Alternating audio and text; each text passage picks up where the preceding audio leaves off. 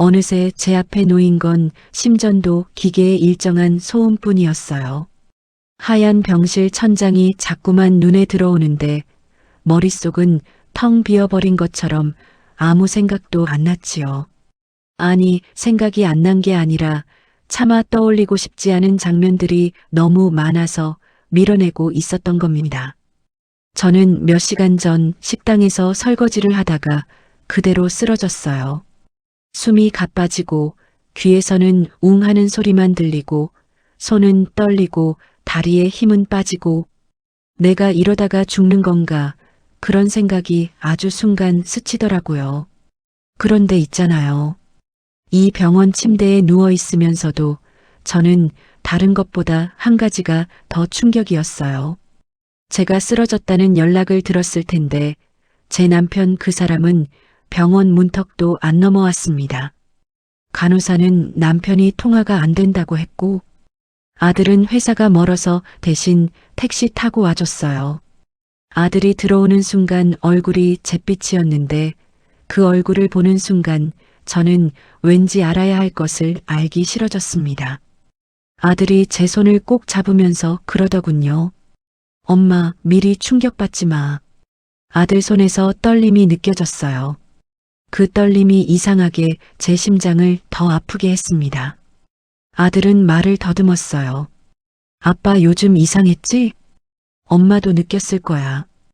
회사에서 알아본 게 있는데 여기까지만 말해도 제 심장이 꽉 조여들면서 공기가 더 무겁게 느껴졌어요. 아들은 결국 숨을 한번 길게 들이마시고는 엄마 아빠 로또 맞으셨대. 그 큰 돈을 술집 여자한테 쓰고 있었대. 그 말이 제 귀에 떨어지는 순간 저는 숨이 걸려서 더 들어가지 않았어요. 숨을 들이마시지도 못하고 내뱉지도 못하고 그냥 멈춰버린 것처럼 말이죠. 그 다음 말. 엄마가 쓰러진 것도 알고 있었는데 그 여자랑 여행 간다고. 병원도 안 왔대. 그 말에 저는 눈물이 아니라 목 안쪽에서 뜨거운 걸 삼킨 것처럼 속이 타오르기 시작했어요. 저는 평생 뭐였을까요? 허리 휘도록 식당에서 일해서 아이들 공부시키고 집 대출 갚고 어찌어찌 이 나이에 조금씩 숨 쉬며 살아보겠다고 하루하루 버텼는데 그런데 그 사람은 제가 쓰러졌다는 말도 듣고도 병원에 오지 않았습니다. 왜냐면 로또 맞았거든요. 그리고 제 옆이 아니라 술집 아가씨 곁을 선택했거든요. 병실 바닥 반짝이는 걸 보면서도 제 마음은 찢겨나갔습니다. 저는 저를 챙길 힘도 없는데 그 사람은 다른 여자에게 술 사주며 웃고 있었겠죠. 그걸 알게 된 순간 속 깊은 곳에서 아주 천천히 차갑고 무겁고 칼처럼 예리한 무언가가 올라오기 시작했습니다. 그래요. 저는 이 병실에서 죽어도 억울할 사람이 되었어요. 하지만 이대로 죽지는 않을 겁니다. 분명히 말씀드리지만 그 사람은 제가 어떤 사람인지 아직 모릅니다. 저는 평생 참는 법만 배운 줄 알았는데 사실은 끝까지 밀어붙이는 것도 배웠더라고요. 그 사람은 이제 곧 알게 될 겁니다. 제가 다시 일어나면 그 사람 인생은 예전처럼 호락호락하지 않을 겁니다. 저는 이제부터 제 인생에서 처음으로 제 자신을 위해 싸울 겁니다. 이 병원 침대 위에서 조용히 다짐했어요. 저는 반드시 아주 천천히 아주 정확하게 그 사람을 무너뜨릴 겁니다. 한치 후회 없이요. 제가 이렇게 병실에 누워 눈물도 안 나오던 사람은 아닙니다. 사실 저는 한때 참 여리고 눈물 잘 흘리고 말 한마디에도 마음이 쉽게 가라앉던 사람이었어요. 그런데 사람들이 그러잖아요. 사람은 살아가면서 조금씩 단단해지는 게 아니라 조금씩 굳어간다고. 감정도 근육도 마음도 어느새 굳어서 잘 움직이질 않는다더라고요. 저는 결혼하고 나서 내내 살림만 했습니다. 특별한 기술도 없고 배운 것도 많지 않고 시집 오자마자 시댁에 붙어서 이것저것 하다 보니 내 이름으로 된 건 아무것도 없었죠. 남편은 예전에 조그마한 건설 일을 도왔는데 일감이 줄어들면서 자연스레 집에 있는 날이 많아졌습니다. 처음 몇 년은 괜찮았어요. 아이가 어릴 때는 그나마 따뜻한 구석도 있고 밥도 챙겨 먹고 집안일도 도와주고 그런 모습들 때문에 제가 그 사람한테서 희망을 놓지 않았던 겁니다. 하지만 시간이 지나면서 그 사람은 달라졌어요. 아이가 커가고 돈은 늘 모자라고 세상은 빡빡해지고 그러다 어느 순간부터 남편은 제게 짜증부터 냈습니다. 벌이가 없으니 마음이 쪼들리는 건 알겠지만 그렇다고 괜히 가족한테 큰 소리 치는 사람이 좋게 보일 리가 없잖아요. 말이 거칠어지고 술 먹는 날이 늘어나고 돈이 필요하다고 할 때마다 제 월급 봉투만 들여다보고 저는 40 넘어서야 식당 일 시작했어요. 주방에서 설거지, 테이블 닦고, 반찬 담고, 사람들 말 들어주고, 칼질하다 손가락 베인 적이 몇 번이고, 무거운 솥 들다가 허리 한번 굽혀지지 않은 날도 많았고, 하루 종일 서 있으니 다리가 퉁퉁 부어서 신발이 꽉 끼곤 했지요. 그런데 그 사람은 제게 고생한다고 얘기한 적 단 한 번 없어요. 오히려 더 벌어오라며 나가서 일하라며 돈이 없다는 말만 입버릇처럼 했죠. 그렇다고 제가 불행했다고 말하고 싶진 않아요. 아들 하나 곱게 키웠고 그 아이가 좋은 사람 만나 결혼도 잘했고 손주도 태어나서 할머니라고 부르는 소리가 얼마나 저를 살아있게 했는데요. 그래서 전 제 인생이 그렇게 나쁘진 않다고 생각하며 살았습니다. 뭐든 마음먹기 나름이라고 하루하루 조용히 넘기면 그게 제 나이엔 행복이더라고요. 그런데 언제부턴가 남편의 행동이 이상했습니다. 평소엔 대충 옷 입고 나가던 사람이 머리도 빗고 셔츠를 새로 샀다느니 외출이 잦아졌다느니 갑자기 어디서 돈이 생겼다느니 뭐든 대충 얼버무리길래 그냥 그런가 보다 했죠. 나이 먹으면 사람 변한다고 하잖아요. 그래서 저도 그냥 그러려니 했습니다. 하지만 이상한 건 그뿐이 아니었어요. 술 냄새가 더 독해졌고 핸드폰을 늘 손에 붙이고 다녔고 통화를 하다가 제가 다가오면 갑자기 말을 끊어버렸어요. 문자라도 볼라치면 손바닥으로 화면을 가리면서 잠가버리고요. 그러다가 어느 날엔 골목길 구석에서 어떤 여자랑 같이 있는 걸 아들이 봤다는 말을 들었습니다. 아들은 혹시나 해서 말은 아끼지만 그 표정이 이미 다 말하고 있었어요. 저는 그걸 듣고도 모른 척 하려고 했어요. 나이 들어 헤어지는 것도 일이고 혼자 사는 것도 겁나고 이 나이에 뭘 또 시작하겠나 싶어서요. 그냥 조금만 더 참아보자. 조금만 더 버텨보자. 언젠가는 나에게 고마워하는 날 오겠지. 그런 생각으로 하루하루 눌러 담았던 겁니다. 그러다 저는 쓰러졌습니다. 식당에서 마지막 테이블 치우고 싱크대에 쌓인 그릇 내려놓는 순간 눈앞이 하얘졌어요. 몸에서 힘이 아주 갑자기 빠져나가는데 내가 쓰러지면서 너무 쓸쓸하더라고요. 왜냐면요. 제 옆에 있어야 할 그 사람은 그때도 어디선가 술 마시고 다른 여자 손잡고 있었겠죠. 병원에 실려와서도 남편은 오지 않았습니다. 아들이 전화를 몇 번이나 했지만 받지 않았어요. 그리고 아들이 회사 사람 통해 알아본 겁니다. 아빠가 로또 당첨됐다고. 그 돈으로 술집 여자와 여행 다니고 있다고. 그 여자가 뭐라고 엄마보다 먼저 챙겨야 할 만큼 중요한 사람이냐고. 그날 이후 제 마음이 얼마나 얼어붙었는지 저는 아직도 다 설명 못합니다. 사람이 배신당한 순간 느끼는 감정은 찢어지는 것보다 더 차갑고 칼에 베이는 것보다 더 둔탁하게 아프다고 하더군요. 정말 맞는 말이에요. 저는 그날 단숨에 늙었습니다. 분노와 허무함이 섞인 그 감정은 제 얼굴에 깊은 주름을 새긴 것처럼 느껴졌어요. 그런데 이상하게도요. 최악의 순간이 지나고 나니 오히려 마음 한켠이 또렷해지더라고요.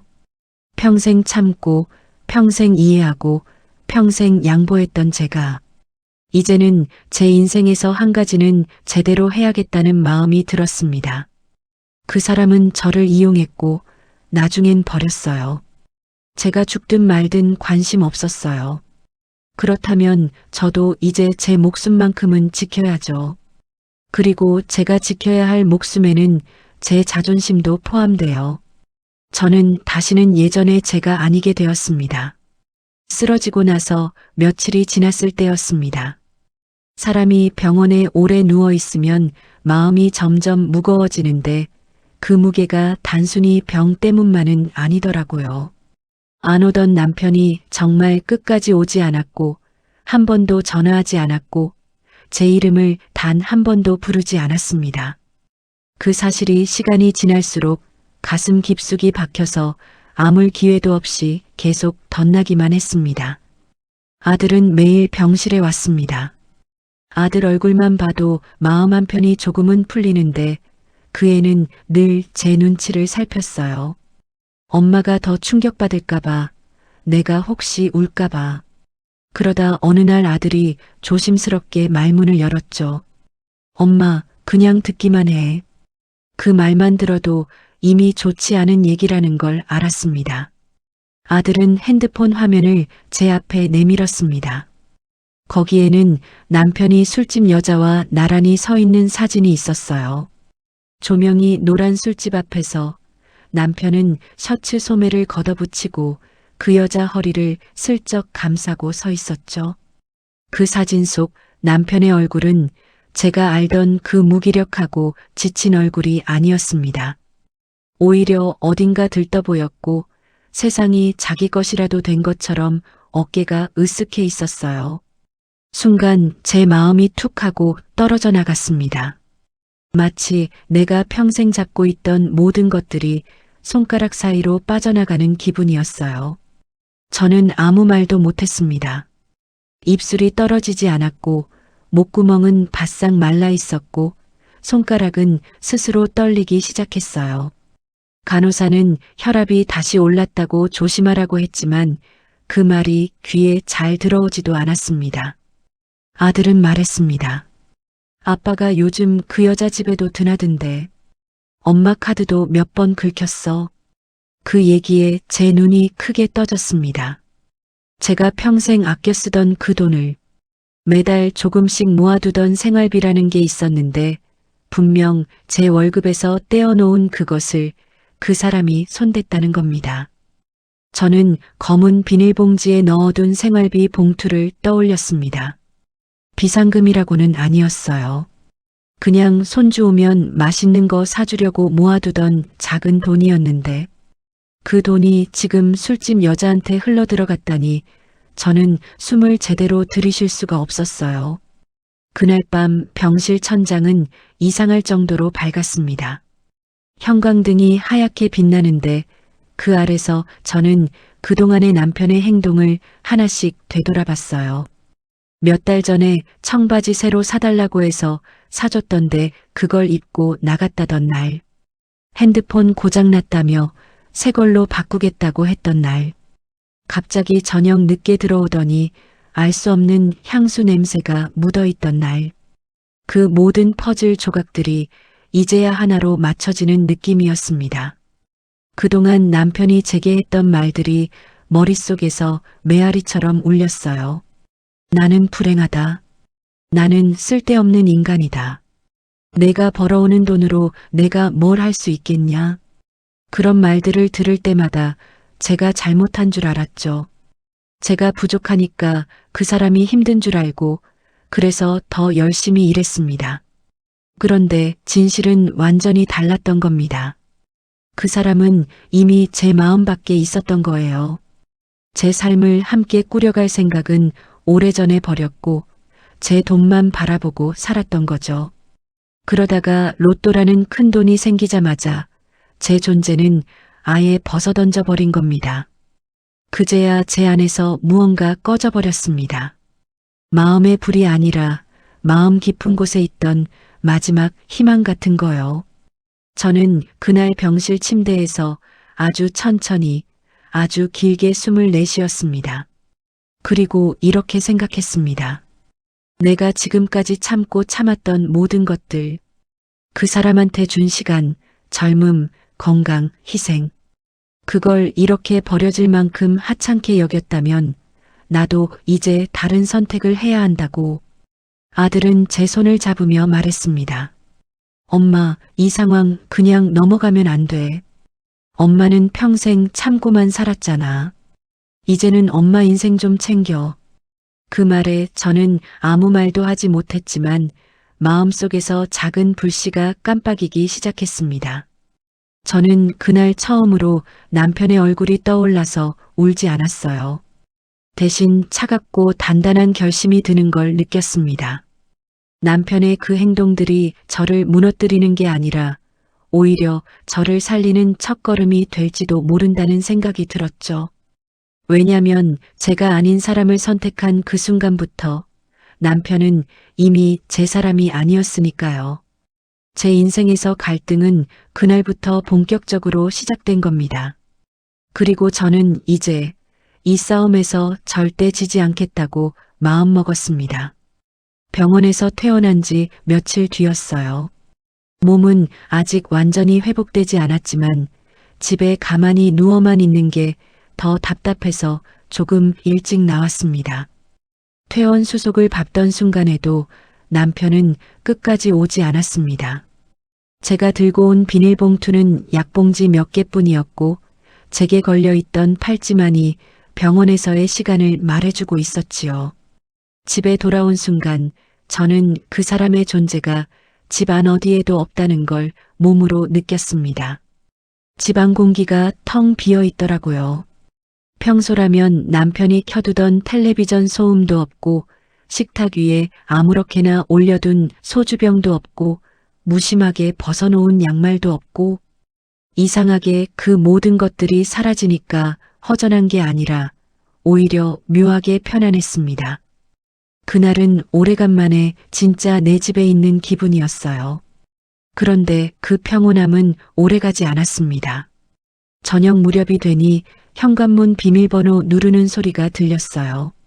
저는 순간 남편인가 싶어서 심장이 출렁했지만 문이 열리고 들어온 건 남편이 아니라 한 여성이었습니다. 키가 크고 화장이 짙고 옷도 화려했습니다. 술집에서 일하는 사람이라는 걸 딱 봐도 알겠더라고요. 그 여자는 저를 위아래로 쳐다보더니 턱을 치켜들고 말했어요. 아, 여기 사시는 분이세요? 그 말투가 사람이 사람에게 하는 말이 아니라 제 눈앞에 있는 사람을 깔아보는 듯한 느낌이었어요. 저는 침착하게 물었죠. 누구신데 우리 집에 들어오시나요? 그 여자는 기다렸다는 듯 가방에서 종이를 하나 꺼냈습니다. 남편이 이 집 담보로 잡았다는 계약서였어요. 대출 서류와 함께요. 제 이름은 한 줄도 없이 남편 단독으로 서명된 종이들이었습니다. 그 여자는 제게 코웃음을 치며 말했어요. 아저씨가 여기 이제 비운댔어요. 돈이 필요해서 집 담보로 돌린 거예요. 그러니까 아줌마가 집에 있는 게 좀 이상한데요. 그 말에 저는 머리가 하얘졌어요. 집을 담보로 잡았다고요. 저에게 말도 없이요. 제가 병원에 누워있는 동안 그 여자는 우리 집 비밀번호까지 남편에게서 받았다는 겁니다. 저는 그 여자를 향해 떨리는 목소리로 말했습니다. 여기 제 집입니다. 남편이 무슨 짓을 했는지 모르겠지만 제가 나가야 할 이유는 없습니다. 그러자 그 여자는 한 발 다가오더니 제 어깨를 툭 치면서 말했어요. 아줌마 참 불쌍하다. 아저씨가 나한테 뭘 했는지 알아요? 아줌마랑은 정 떨어져서 못 산다고. 자기가 로또 맞은 돈으로 새 출발할 거라더라. 그러면서 제 눈을 똑바로 보며 말했습니다. 그러니까 이제 집도 정리하고 알아서 사라지래요. 제가 그 말을 듣는 순간 정말 귀 안쪽에서 무언가 딱 부러지는 듯한 소리가 들렸습니다. 모욕이라는 게 이런 건가 싶었어요. 평생 살아오면서 제가 이렇게까지 사람 취급 못 받는 말은 처음이었습니다. 그 여자는 신발도 벗지 않은 채 거실로 쓱 들어와 두리번거리더니 짐 얼마 안 되네. 금방 치우겠다. 하고 중얼거렸습니다. 저는 더는 참을 수 없었습니다. 아직 회복되지 않은 다리를 붙잡고 일어나서 그 여자의 팔을 막았습니다. 여기 제 집이라고 했죠. 당장 나가요. 그러자 그 여자는 제 얼굴을 향해 손톱을 세워 올리더니 비웃으며 말했습니다. 아줌마는 이제 남이에요. 남편이 나 선택했거든. 그러니까 알아서 비켜. 그 순간 제 눈에 눈물이 차오르기 시작했지만 그 눈물은 슬픔 때문이 아니라 분노 때문이었습니다. 내가 얼마나 한심한 취급을 받아도 참아왔는데 이 여자가 내 집에 들어와 내 살림을 보고 내 인생을 깔보고 내 존재를 부정한다니 그건 절대로 참을 수 없었습니다. 저는 떨리는 목소리로 말했습니다. 두고 봐요. 당신들이 뭘 잘못했는지 아주 뼈저리게 알게 해줄 테니까. 여자는 비웃음만 남기고 현관문을 쾅 닫고 나갔습니다. 문이 닫히는 소리가 병원에서 찍힌 심전도처럼 제 가슴을 밀어붙였어요. 그날 저는 바닥에 주저앉아 아주 오래 울었습니다. 그 울음은 슬픔의 울음이 아니라 제 인생을 송두리째 뒤흔든 사람들을 향한 분노와 결심의 울음이었습니다. 그날 이후 저는 완전히 달라졌습니다. 저는 절대로 이 모욕을 그대로 삼키지 않을 겁니다. 그 여자가 떠나고 문이 쾅 닫히는 소리가 아직도 머릿속에서 울리는 것 같았습니다. 그 소리가 제 온몸을 덮치고 지나가는데 정말 이상하게 숨이 턱 막히더라고요. 저는 현관 바로 앞 바닥에 주저앉았습니다. 다리가 풀렸어요. 몸뿐만 아니라 마음까지 주저앉은 느낌이었어요. 제가 평생 살아온 이 집, 남편과 시시콜콜 싸우기도 하고 아들 어린 시절을 돌본 작은 거실, 손주가 뛰어다니며 웃던 그 목소리. 저는 이 집에서 젊음을 바쳤고 희생을 바쳤고 삶을 꿰매왔습니다. 그런데 그 모든 게 남편 손에 넘어가서 이제는 다른 여자의 목소리가 이 집에 울려 퍼질 수도 있다는 생각. 그 생각만으로도 숨이 아프게 죄어왔습니다. 저는 벽에 등을 기댄 채 거의 터져버릴 것 같은 기운으로 울음을 참으려고 했지만 결국 눈물이 한 방울 둘 방울 떨어지기 시작했습니다. 눈물이 처음에는 뜨거웠어요. 그런데 점점 차가워졌습니다. 분노의 눈물이 아니라 나 자신을 향한 그리고 살아온 세월을 향한 눈물이었습니다. 저는 제 자신에게 물었습니다. 도대체 뭐가 이렇게까지 한심했니? 왜 이렇게까지 참고 살았을까? 왜 그 사람에게서 단 한 번도 행복을 바라보려 했을까? 왜 이렇게 늙도록 내가 바보처럼 살았을까? 집안은 고요했는데 그 고요함이 칼처럼 날카롭게 느껴졌어요. 전자레인지 시간 표시만이 희미하게 깜빡였고 싱크대 위 설거지거리들은 차갑게 식어 있었습니다. 이 집은 분명 제 집인데 어쩌면 제 인생의 무덤 같기도 했습니다. 저는 결국 엉엉 울음을 터뜨렸습니다. 소리 없이 우는 게 아니라 숨도 못 쉬면서 울어버리는 그 울음 있잖아요. 가슴 깊숙한 데서 뽑아 올리는 것처럼 내가 지금까지 버텨온 모든 아픔이 한꺼번에 터져나오는 울음. 저는 손으로 얼굴을 가렸지만 눈물이 멈추지 않았어요. 끊임없이 흘러내렸습니다.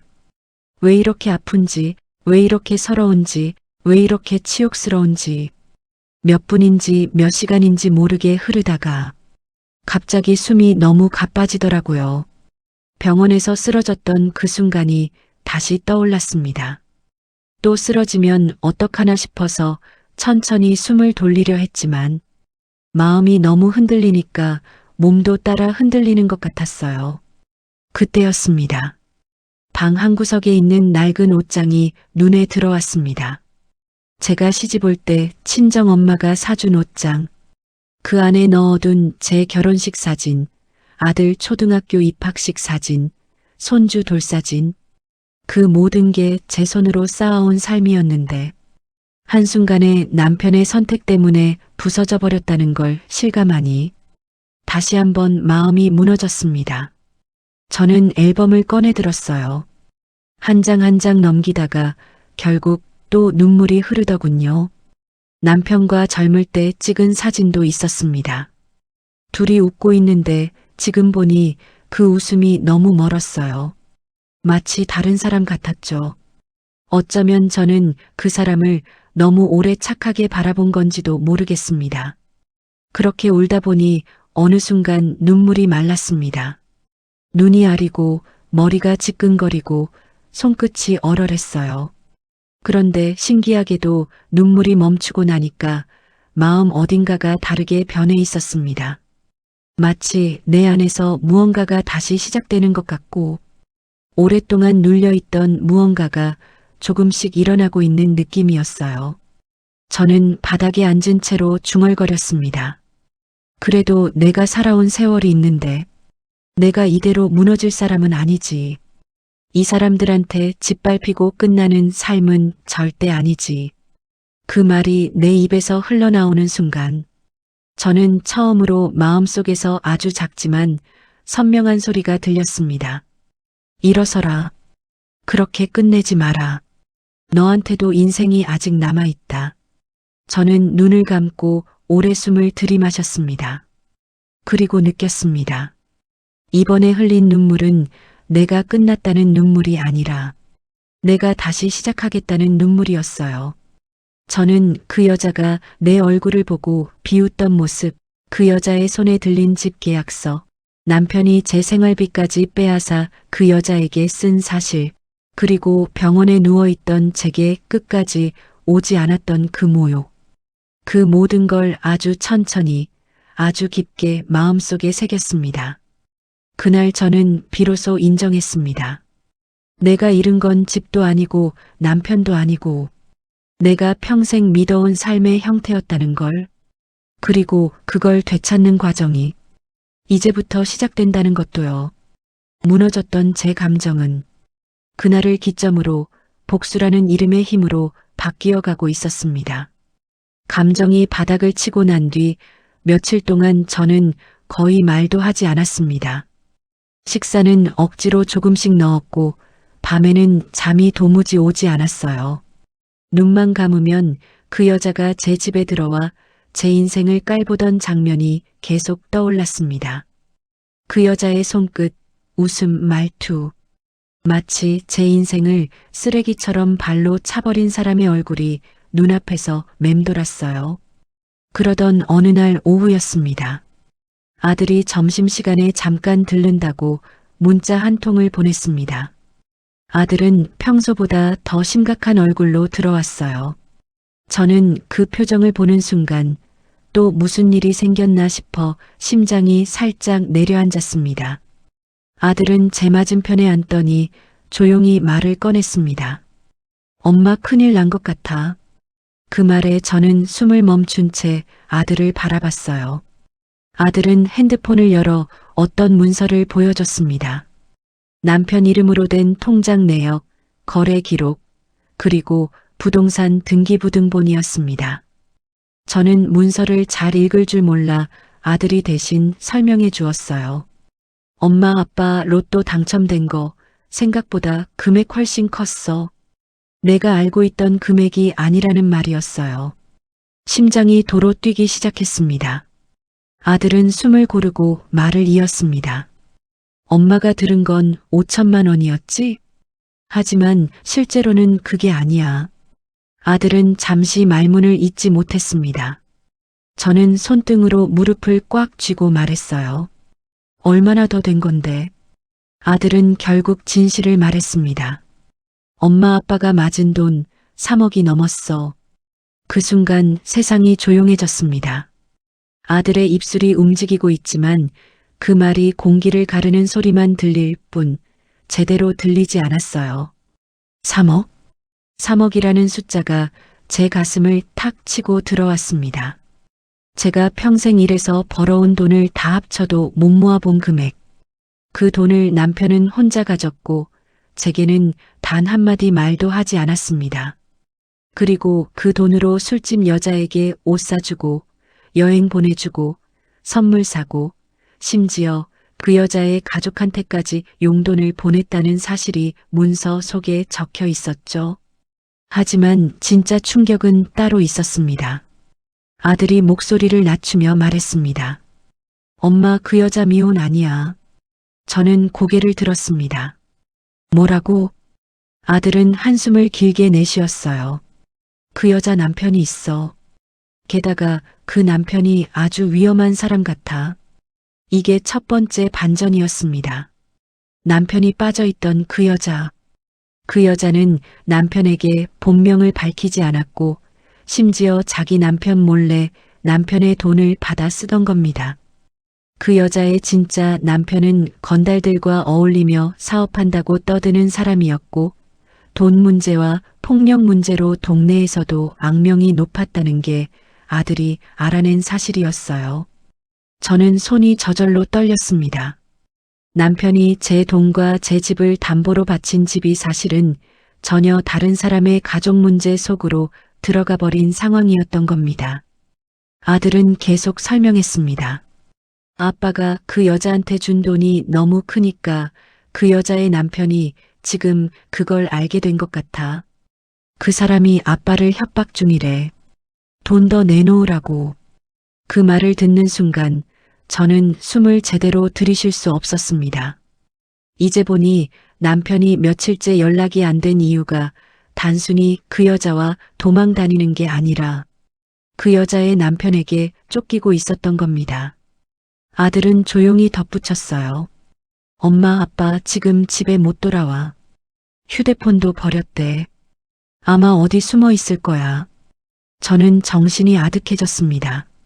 내가 쓰러졌을 때 오지 않은 이유가 단순한 무책임이 아니라 돈 때문에, 그리고 그 여자의 남편 때문에. 남편은 자기 지은 죄에 스스로 발목이 잡혀버린 거였어요. 저는 말문이 막혀 아무 말도 못했습니다. 오직 하나, 가슴 한복판을 찍고 지나가는 뜨거운 진실 하나만 남았습니다. 남편은 나를 배신했을 뿐 아니라 자기 인생마저 완전히 망가뜨릴 만큼 어리석은 선택을 했다는 것. 아들은 제 손등을 감싸며 말했습니다. 엄마, 아빠가 저렇게 망가졌으니 우리가 더 조심해야 해. 그 여자네 쪽에서 집이나 돈 노리고 오면 엄마가 위험해. 문 꽁꽁 잠그고 다니고 혹시 모르는 번호 전화도 받지 마. 저는 천천히 고개를 끄덕였습니다. 아들의 말이 머리에 들어오지 않을 정도로 제 마음속에서는 또 다른 감정이 꿈틀거리기 시작했어요. 두려움도 아니고 한탄도 아니고 자책도 아니고 그건 아주 낮고 깊은 곳에서 올라오는 감정이었습니다. 이 사람들이 내 삶을 망가뜨렸다. 그렇다면 나도 이제 이 사람들에게서 벗어날 뿐 아니라 내 삶을 되찾아야 한다. 남편이 벌인 짓, 그 여자가 한 모욕, 그 여자의 남편이 저지른 위협. 이 모든 것이 하나의 길로 이어지고 있었습니다. 그 길 끝에서 저는 처음으로 이렇게 생각했습니다.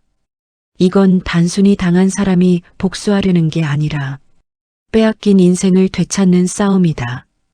그리고 첫 번째 반전은 제게 그 싸움의 방향을 정확히 알려준 셈이었습니다. 아들이 돌아가고 난 뒤 집안은 유난히 조용했습니다. 정말 기묘한 침묵이었어요.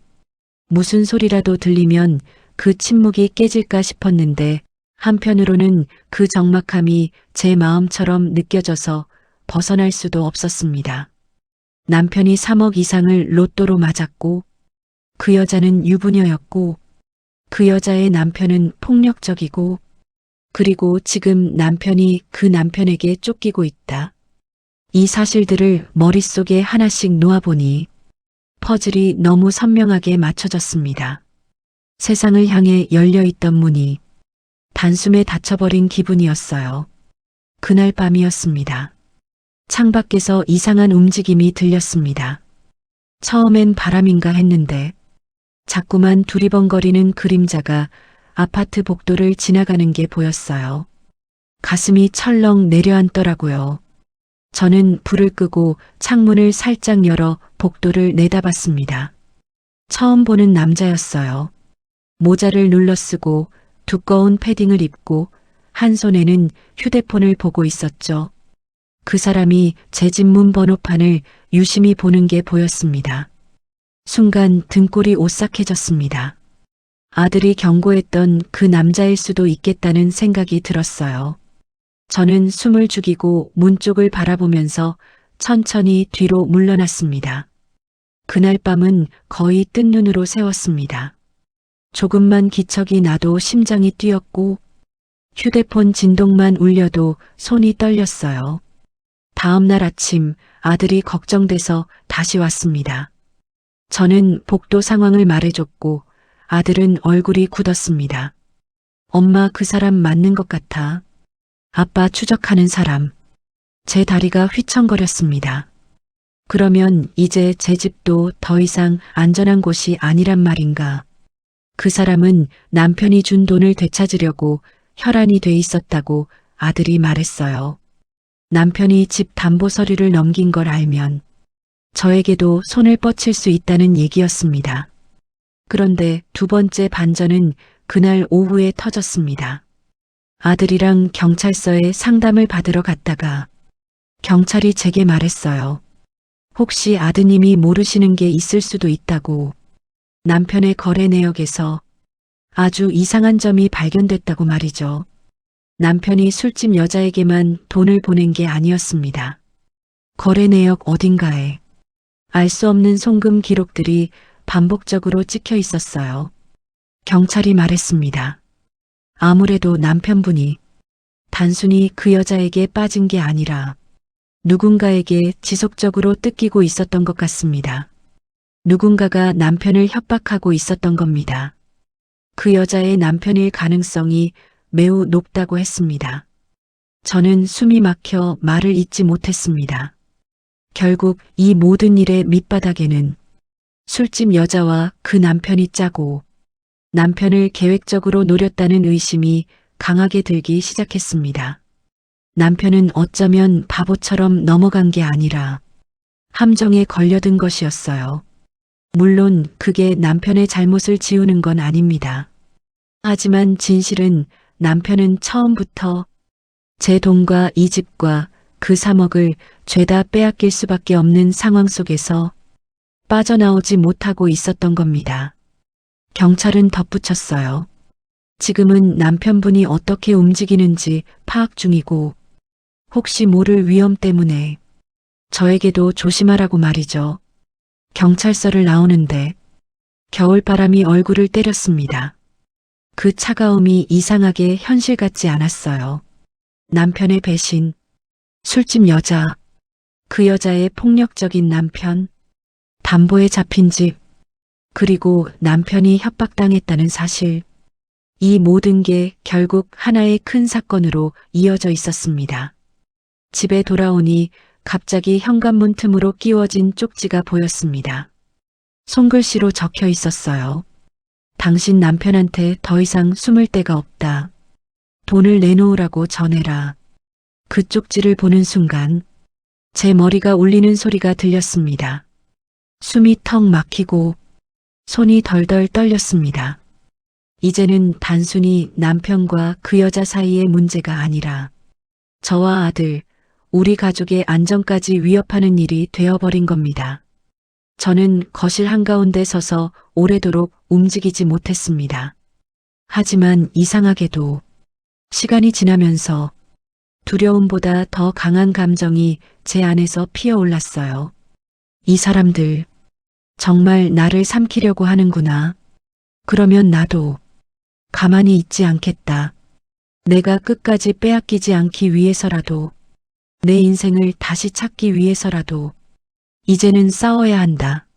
남편도 나를 버렸고 그 여자도 나를 모욕했고 이제는 그 여자의 남편까지 나를 위협하고 있다면 그럼 나는 이 모든 걸 끝내는 사람이 되어야 한다.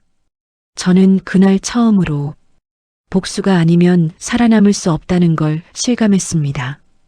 그리고 그날 밤 오래된 노트 한 권을 꺼냈습니다.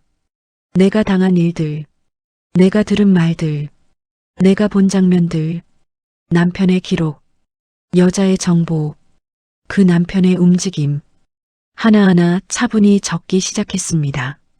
그때 깨달았습니다. 내가 약해서 무너진 게 아니라 너무 오래 참았기 때문에 무너졌던 거라고.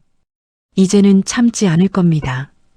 저는 이 모든 파국을 제가 원하는 방향으로 돌려놓을 겁니다. 그리고 반드시 되갚을 겁니다. 전부.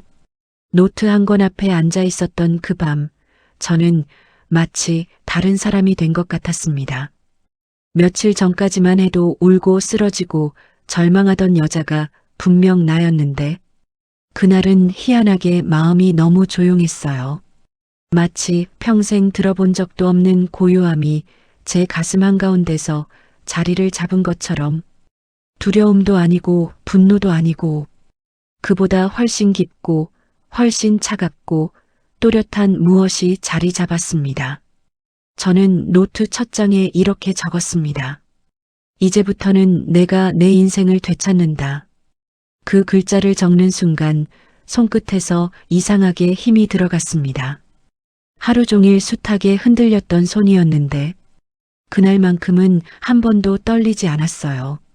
그동안의 일들을 차근차근 써내려갔습니다. 남편의 행동 변화, 술 냄새, 카드가, 집 담보, 그 여자의 비웃음, 남편의 실종, 그 여자의 남편이 남긴 협박 쪽지, 하나하나 기록하다 보니 머릿속에서 퍼즐이 점점 더 선명해졌습니다. 지금까지 저는 감정이 앞서서 괴로웠지, 상황을 객관적으로 바라보지 못했더라고요. 그런데 남편이 스스로 바닥으로 떨어지면서 오히려 저는 위로 올라갈 기회를 잡은 것 같았습니다. 그날 새벽, 책상 위 노트를 덮으며 저는 마음속으로 말했습니다. 이제부터 울 일은 없다. 이제부터는 싸울 일만 남았다. 아침 해가 떠오를 때 거실 창문으로 들어오는 햇빛이 너무 이상하게 밝더라고요. 마치 다시 살아난 사람한테만 보이는 빛 같은 느낌이랄까요? 바람도 차갑긴 했지만 어쩐지 제 얼굴을 스치는 그 차가움이 따끔하게 정신을 붙잡아주는 것 같았습니다. 저는 핸드폰을 들고 연락처 목록을 살폈습니다. 몇 년 전 내가 남편 대신 해결했던 채무건 때문에 상담했던 변호사 번호, 아들이 결혼하면서 집 문제로 상담받은 공인중개사 번호, 식당 단골 손님 중에 경찰서에서 일했던 사람 번호, 이 사람들이 모두 떠올랐습니다. 저는 한 사람씩 천천히 전화를 걸었습니다. 변호사는 제 이야기를 듣고 말했습니다. 이거 단순한 가정 문제로 끝나겠습니까? 집 담보건, 남편의 실종, 협박 쪽지까지. 이건 이미 형사사건으로 넘어가야 합니다. 저는 그 말을 들으며 고개를 천천히 끄덕였습니다. 그동안 제 인생을 망가뜨린 사람들이 드디어 법이라는 이름 앞에 서야 한다는 사실이 숨이 시원하게 들이마셨습니다. 공인중개사는 제 집 담보 관련하여 기록들을 찾아준다고 했습니다. 남편이 몰래 서명한 날짜, 은행과 접촉한 기록, 대출 내용까지 하나하나 볼 수 있다고 했어요. 그리고 식당 단골이었던 경찰 출신 손님은 협박 쪽지의 필체를 보고 이거 그냥 협박 수준이 아니에요. 어지간히 급한 사람이 쓴 글씨네요. 라고 말했습니다. 그리고 조용히 덧붙였어요. 조심하세요. 지금 이 상황은 아줌마만 잘하면 뒤집을 수 있는 싸움입니다. 그 말이 이상하게 제 마음을 꿰뚫었습니다. 뒤집을 수 있다. 내가 뒤집을 수 있다. 그날 오후 저는 거울 앞에 섰습니다. 햇빛에 비친 제 얼굴은 솔직히 많이 늙어 보였어요. 멍든 것처럼 푸르스름한 느낌도 있고 눈밑은 푹 꺼졌고 입가는 굳게 닫혀 있었어요. 하지만 제 눈동자는 평생 본 적 없는 눈빛을 하고 있었어요. 흔들리지 않고 무너지지 않고 그냥 정면을 바라보는 눈빛. 저는 스스로에게 이렇게 말했습니다. 이제부터는 내가 내 인생을 지킨다. 이 나이에 뭘 하냐고? 그래도 한다.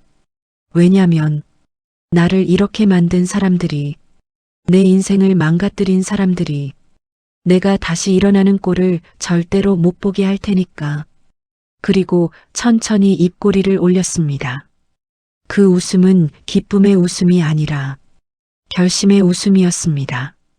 그날 밤 아들에게도 말하지 않은 결심을 저는 노트에 적었습니다. 남편을 찾아야 한다. 그리고 그 사람을 이용해 그 여자와 그 여자의 남편, 그리고 그들이 숨기고 있는 모든 걸 밝혀내야 한다. 내가 당한 모욕을 돌려주는 정도가 아니라 내가 무너졌던 그 자리에서 그 사람들이 대신 무너지게 만들어야 한다. 저는 오래전부터 알았어요. 세상은 착한 사람에게 상을 주지 않는다는 걸. 진짜 상은 버티는 사람에게, 포기하지 않는 사람에게, 그리고 마지막까지 붙들고 있는 사람에게 돌아온다는 걸. 저는 이제 붙들기로 했습니다. 마지막까지 끈질기게, 차갑게, 흔들림 없이. 침대에 누웠지만 잠은 쉽게 오지 않았습니다. 머릿속이 너무 또렷해서 눈을 감아도 장면들이 선명하게 떠올랐어요. 내 집에 들어와 나를 깔보던 그 여자, 돈을 뜯으려고 남편을 쫓는 그 남자, 그리고 아무 말 없이 사라진 남편. 그 모두가 이제 제 복수의 무대 위에 올라 있다는 걸 저는 확실히 느끼고 있었습니다. 그날 밤 저는 평생 처음으로 내 인생의 주인이 되는 기분을 느꼈습니다. 그리고 마음속에서 조용히 그러나 단단하게 이 말이 울렸습니다. 이제 시작이다. 어느 날 아침 저는 아주 평온하게 눈을 떴습니다. 전날부터 오늘까지 해야 할 일들을 머릿속에서 차례대로 정리해 두었거든요. 사람이 각성하면 하루가 이렇게 또렷해지는구나 싶을 정도로 마음속의 흐릿함은 한 톨도 남아있지 않았습니다. 저는 평소보다 훨씬 단단한 발걸음으로 집 밖으로 나섰습니다. 첫 목적지는 은행이었습니다. 남편이 몰래 담보 잡았던 집 대출 기록을 다시 확인하고 제가 어떤 권리를 행사할 수 있는지 정확히 확인해야 했습니다. 은행 직원은 처음엔 조심스러워했지만 제가 서류를 내밀며 말했어요. 저는 집주인입니다. 남편이 제 허락 없이 한 모든 행위에 대해 문제 제기하고자 합니다. 직원은 제 손에 힘이 꽉 들어가 있는 걸 본 듯 하더군요. 제가 평소에 식당 종업원 할머니가 아니라는 걸 아마 한눈에 알아본 게 아닐까 싶었습니다. 은행은 남편의 대출 과정에 분명한 절차 위반이 있었다고 했습니다. 부부 공동명의 주택인데 제 확인 없이 단독으로 담보 설정이 이뤄졌다면 이건 법적으로 문제 삼을 수 있는 영역이더라고요. 저는 그 말을 듣는 순간 작지만 확실한 첫 승리의 감각을 느꼈습니다. 첫 번째 복수 단계는 기록을 정리하고 법적 기반을 마련하는 것이었습니다. 남편이 한 짓들은 고스란히 남아 있었고 그 여자가 가져간 돈도 기록으로 남아 있었습니다. 그리고 그 여자의 남편이 남긴 협박 쪽지까지. 저는 변호사에게 서류들을 정리해 보냈습니다. 변호사는 바로 연락을 주었어요. 이 정도면 형사로도 충분히 갈 수 있다고. 집 담보권, 횡령, 협박까지. 이 사건은 이미 제 손을 떠나 상대들이 법의 심판대에 오를 준비가 되어 있었습니다. 두 번째 복수 단계는 술집 여자를 직접 마주하는 것이었습니다. 저는 낮 시간대에 그 여자가 일한다는 술집을 찾아갔습니다. 가게 오픈 준비로 직원들이 분주하게 움직이고 있었고, 저는 그 사이로 조용히 들어섰습니다. 잠시 뒤, 그 여자가 나타났습니다. 그 여자는 저를 보자마자 딱딱한 표정으로 말했어요. 아줌마 또 왜 왔어? 질척거리게. 그 말투, 그날 집에서 저를 밀쳐내며 비웃던 그 표정, 그 모든 게 떠올랐지만 이상하게도 저는 아무렇지 않았습니다. 오히려 이런 생각까지 들더군요. 이 사람이 이제 나를 무너뜨릴 수 있는 힘을 전혀 갖고 있지 않구나. 저는 조용히 말했습니다. 당신 남편 알고 있어. 그 여자의 움직임이 딱 멈추는 게 보였습니다. 깊은 화장 너머로 얼굴이 하얘지는 게 눈으로 확인될 정도였어요. 그 여자는 속삭이듯 말했습니다. 뭐라는 거야? 저는 핸드폰을 꺼내 그 여자의 남편이 보낸 협박 쪽지 사진과 남편 통장에서 빠져나간 송금 내역을 동시에 보여줬습니다. 그 여자의 입술이 떨리고 있었어요. 저는 목소리를 낮춰 말했습니다. 당신이 남편 몰래 돈 받은 거, 그리고 그 남편이 남편을 협박한 거, 전부 다 경찰에 들어갔어. 그 여자의 숨이 턱 막힌 소리가 들렸습니다. 저는 거기서 끝내지 않았습니다. 그리고 마지막 한마디. 당신네 부부 이제 서로 물어뜯겠지. 내가 할 건 여기까지야. 그 말이 떨어지는 순간 그 여자의 얼굴은 완전히 무너졌습니다. 그 여자에게 주어진 그 순간의 충격은 내가 수없이 겪었던 모욕과 고통을 덜어내는데 충분했습니다. 하지만 아직 끝난 게 아니었습니다. 복수의 마지막 단계, 가장 중요한 순간이 남아 있었어요. 세 번째 단계는 남편을 마주하는 것이었습니다. 며칠 뒤 경찰에게 연락이 왔습니다. 남편이 결국 모습을 드러냈다고요. 그 남자가 어떤 건물 창고에 숨어 있다가 몸을 가누지 못한 상태로 발견됐다는 소식이었습니다.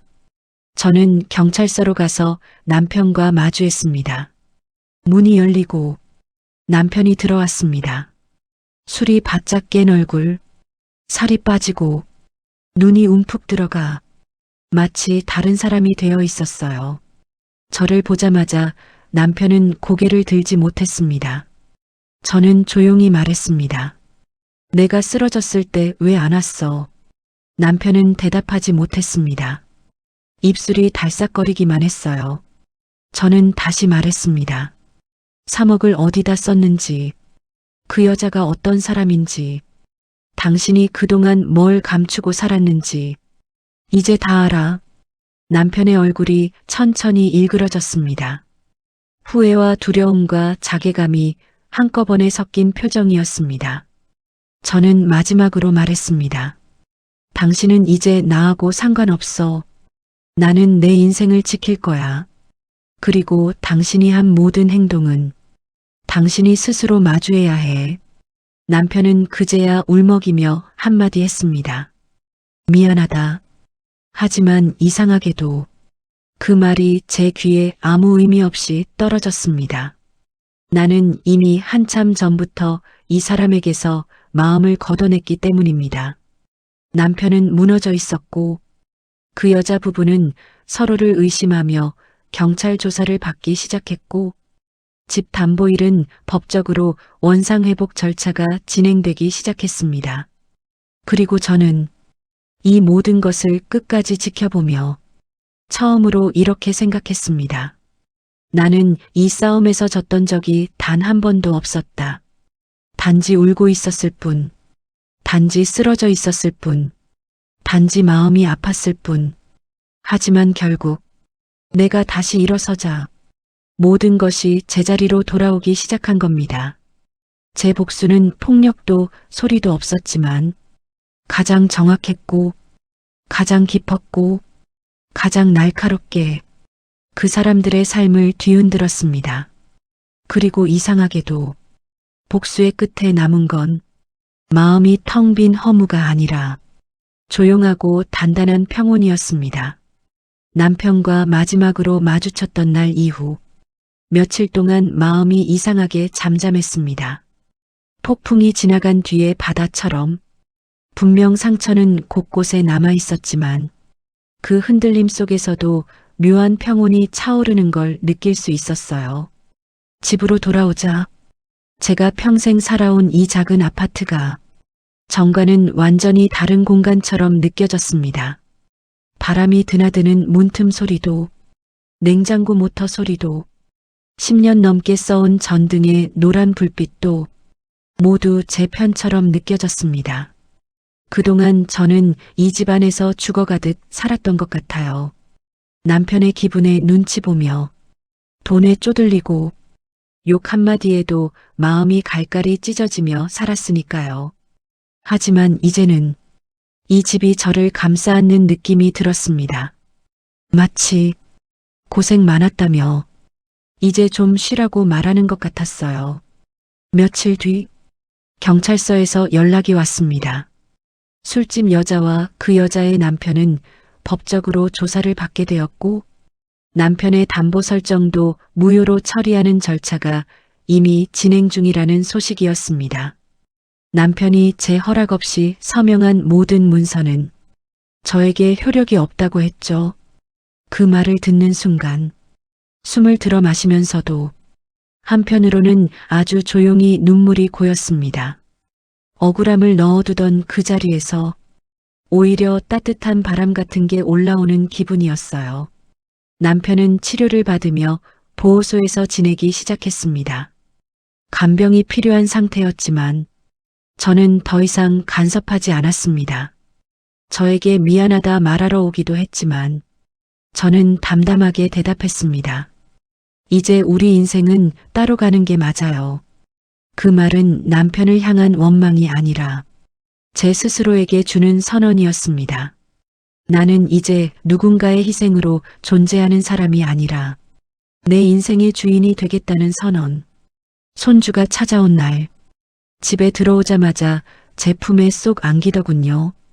할머니 집에서 놀 거야. 그 말에 저는 마음이 몽글해졌습니다. 손주는 제 마음이 가장 무너졌을 때도, 가장 아팠을 때도, 가장 서러웠을 때도 저를 다시 살게 한 존재였거든요.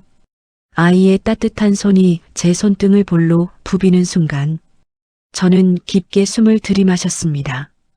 아직 살만한 인생이 남아있구나. 그렇게 생각했어요. 저녁에는 아들이 와서 식탁에 둘러앉아 밥을 먹었습니다. 예전에는 가족끼리 밥을 먹어도 어딘가 남편의 그림자가 드리워져 무겁고 숨막히는 분위기가 있었는데 그날은 정말 오랜만에 따뜻한 공기가 집안을 채우는 걸 느꼈습니다. 아들은 제게 말했습니다. 엄마 이제부터는 엄마 기쁘게 살아요. 저는 조용히 고개를 끄덕였습니다. 말로 표현하진 않았지만 오랜 시간 가슴속에 쌓여있던 돌덩이가 조금씩 녹아내리는 것 같았습니다. 밤이 깊어질 무렵 창밖을 보니 겨울 끝자락에 찬 바람이 흔들리는 가로등 아래에서 고요함을 더 짙게 만들고 있더군요. 저는 거실 커튼을 살짝 열어두고 커피 한 잔을 데워들었습니다. 그리고 내가 겪었던 모든 일들을 하나씩 떠올려 봤습니다. 남편의 배신, 그 여자의 모욕, 그 여자의 남편의 협박, 집을 뺏기기 직전까지 몰렸던 그 순간들, 그 모든 게 나를 부쉈지만 그 모든 게 결국 나를 다시 세우기도 했습니다. 저는 이제 조금은 압니다. 사람의 인생은 무너졌다고 끝나는 게 아니라 무너지는 과정에서 다시 살아나는 길이 생기기도 한다는 것을요. 저는 그렇게 오랜 세월을 삼키며 오늘을 버텼습니다. 그리고 이제는 내일을 조금은 기대해 볼 수 있을 것 같습니다. 창밖을 보며 작은 미소를 지었어요. 슬프지 않은 미소, 기쁘지도 않은 미소. 그저 조용하고 평온한 미소였습니다. 제 인생은 여전히 완전하지 않지만 그렇다고 다시 무너질 것도 없다는 걸 이제는 알게 되었습니다. 그리고 문득 제 이야기를 듣는 누군가가 있다면 이런 질문을 하고 싶어졌습니다. 이렇게 힘겹게 살아온 제 이야기가 당신에게 조금이라도 용기나 위로가 되었다면 혹시 다음 이야기도 함께 들어주실 건가요?